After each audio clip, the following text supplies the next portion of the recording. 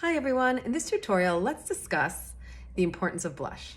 Okay, so I know a lot of you shy away from blush, you're scared of it, you think that you're gonna end up looking like a clown, you don't know how to apply it, but that's what I'm here for. Because I think blush is one of the most important things you can use on a daily basis to just keep yourself looking fresh and alive.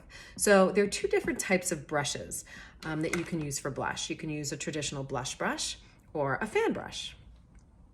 I love to use a fan brush. I've used traditional blush brushes my entire life, but this year I decided to make the switch and I've loved it. So, okay, if you're going to use traditional, I like to go with something that's a little softer, not too firm, because if it's a really firm brush, it'll apply a lot of color in one spot and then you'll have to do a lot of blending.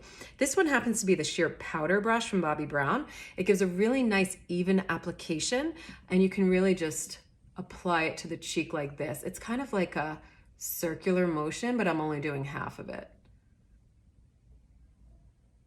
right?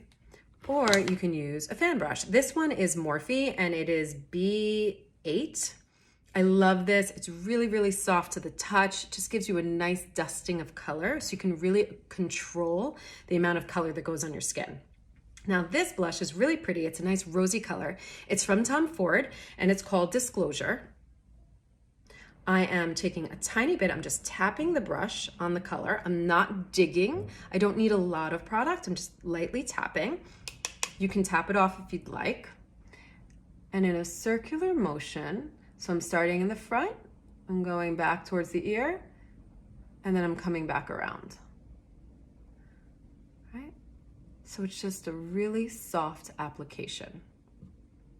Just gives you a nice, fresh amount of color. Now you can go really light like this, or you can add a tiny bit more. Really depends on your comfort level and how much blush you like to wear. But you can already see that this side of my face is just so much more alive. So let's do the other side. And again, I'm starting here, going back.